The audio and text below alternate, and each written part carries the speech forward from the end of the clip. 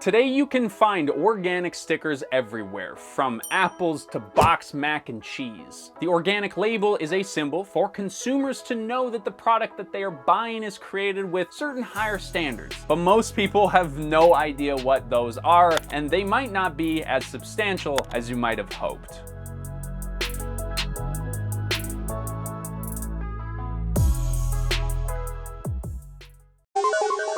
Hey there, it's Levi from my grandma's sitting room, as you can probably tell. Here to let you know that we have launched a Patreon. Now, if that is not at all your interest, please do not feel bad. There's no hard feelings here. Just head right on down to this timestamp and you'll be back into our regularly scheduled content. However, if you're feeling it, maybe you're just even a little curious, I encourage you to listen because we got some stuff cooking up. So we are launching a Patreon page because, as it turns out, when you create content criticizing and critiquing brands on their ethical and sustainability standards, a lot of brands and companies don't want to sponsor your content. Now, that actually in some ways is sort of like a good sign, because that means that what we're doing is true and, often pretty challenging to the status quo. And that's great, because that's kind of what we wanted to do. But it does mean that it makes running a business harder. So because we aren't as ad friendly on this channel, we are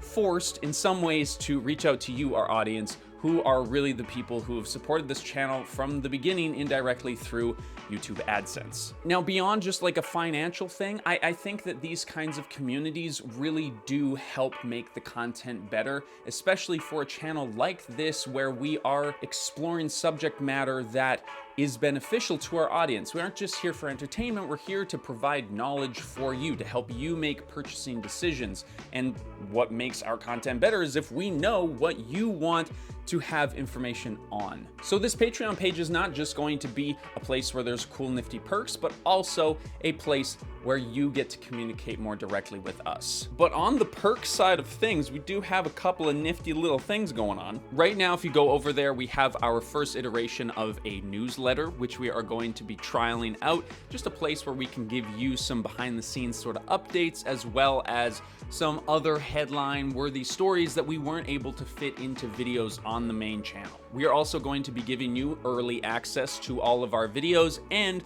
2 videos over on our second channel, Future Proof Health. Now, the rest of it I don't want to get too kind of specific on, because the reality is this should be a space for you. We want you to sort of guide and dictate what this space offers up. So maybe that's like Q&As, maybe that's, early access to scripts, or maybe you want to learn how we create our videos. I don't know, but that's sort of the point, is that this is a space for everybody. And if you made it this far through the ad, thank you so much for listening. If you are interested, the link will be down in the description. Let's get back to the video. Hi everybody, I'm Levi. You're back here at Future Proof. Yes, in a weird location. We're shooting in a restored Airstream today. We made this video as a follow-up to our video about Whole Foods that we made way back in the day when I didn't have facial hair and still had youth in my eyes. But we also made it because a lot of you have asked for a video about different certifications that we talk about on this channel. But here's the thing with certifications. We have made an incredibly complicated world of consumerism. Just walk into any grocery store aisle and I'm sure that you will be overwhelmed by the choice available.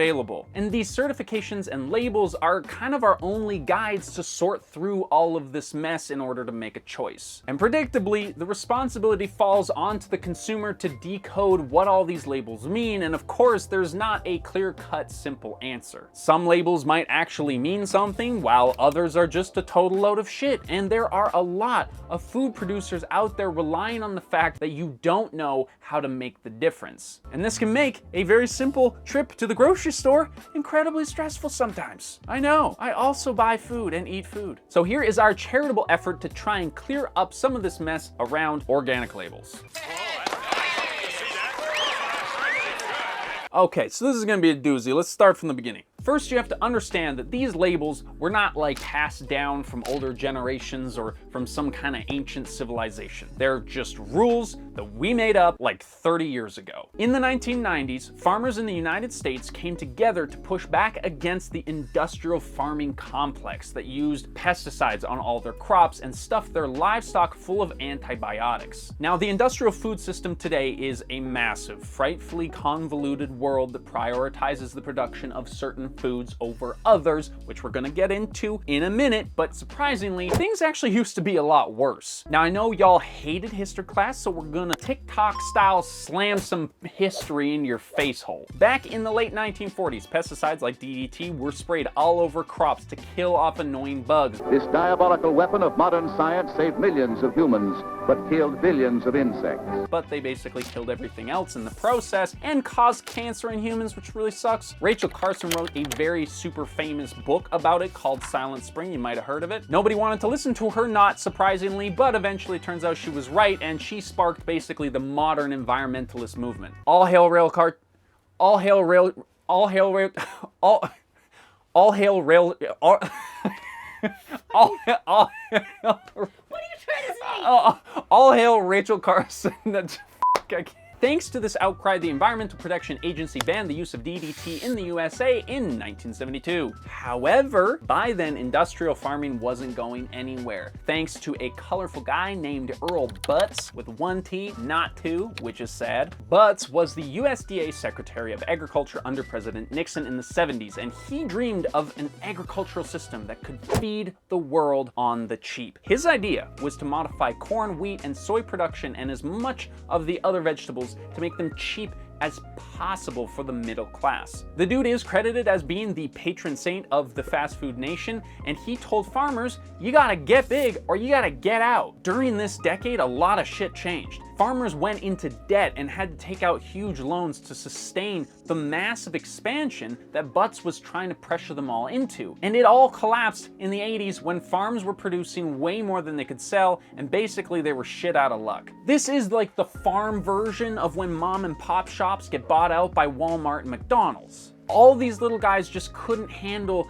the pressure to expand exponentially, and the investments required to fit the new mold were just way out of their league. So they went out and all of the big companies just kind of took over. And that's basically where we are today. And the systems have just gotten more and more efficient. Advancements like synthetic fertilizers became way more affordable, machinery started to replace manual labor, and then eventually everything just started revolving around these new cheap food sources. The meat and dairy industries were the main beneficiaries of this, as they realized that they could just use cheap grains to bulk up their livestock and produce more meat for a lower price. And a whole bunch of other stuff that we don't have time to get into, obviously, and we're just barely scratching the surface here. But essentially, by the late 20th century, most of the food production that was happening in the US was consolidated into just a few companies who cared a lot more about profit and efficiency than the health and well-being of the planet. And this drama is why the organic food industry arose as a clapback to this fast and furious approach. Everybody sort of saw the writing on the wall, and it became obvious that we needed to come up with a solution. So the organic food movement just had to try their best. Thanks to the passage of the Organic Food Protection Act of 1990, certifying agencies were created to identify the farms that use organic practices. The problem was there were no standards for organic practices on a national level. So Texas could have a completely different thing than Wyoming, etc., etc. To solve this problem, farmers asked the US Department of Agriculture to develop a standard so that things could work properly. And the USDA organic label was born in 2002, which is exactly 10 years after I was born. Fun fact you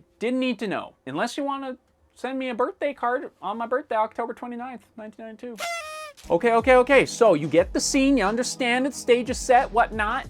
And you're wondering, impatiently, what does this label actually mean, Levi? Here's the thing. You may have noticed that we've been exclusively focusing on the US in this video. It's not because we think the United States is the best country in the world. It's just that that's where everybody who watches our video is from, but also because every other country on Earth has their own certification process with their own set of standards and guidelines, and we just don't have the time for it. As you're starting to see, defining something can actually be a lot harder than it looks. So for the sake of this video, we're focusing on food production organic labels. So, with all that in mind, here is our first actual definition of organic far too many minutes into this video. The label organic generally means that the product in question is made using at least a certain percentage of natural ingredients and production practices. Today, the USDA organic certification has 4 different labeling classes: 100% organic, organic, made with organic ingredients, and specific organic ingredients. According to the US Department of Agriculture website, they conduct on-site inspections, audits, residue testing, and investigations, all to ensure that the products meet their standards before they get that label. In order to get that label on a single ingredient food like raw chicken breasts or bell peppers, for example, you need to have at least 95% organic. And of course, as you know, the label has expanded to include multi-ingredient products too, like a box of macaroni and cheese, which has to have at least 70% organic contents to be able to use the made with organic products label. This last part is how we have ended up with organic labels on a bunch of crazy packaged stuff like Pop-Tarts. And this is a theme that you're gonna see across the board. The organic certification is just a rule book for a certain kind of industrialized food. In their efforts to regulate anything, the organic label essentially has had to bend to the whims of these massive oligopoly-style corporations that control the food production industry in the United States. They have to limit the scope of what organic actually means so that the big boys would play ball with them. So let's try and answer a simple question. Is organic better for you than conventional food? First of all, it completely depends on what type of food you're even talking about, right? Of course. The nutritional difference between a organic or conventional TV dinner is going to be very different than the difference between an organic or conventional cucumber. For young people watching, a TV dinner was like this microwaved meal that you would eat by yourself in front of the TV, or even as a family, unlike today where just every meal is eaten in front of a screen. Boom.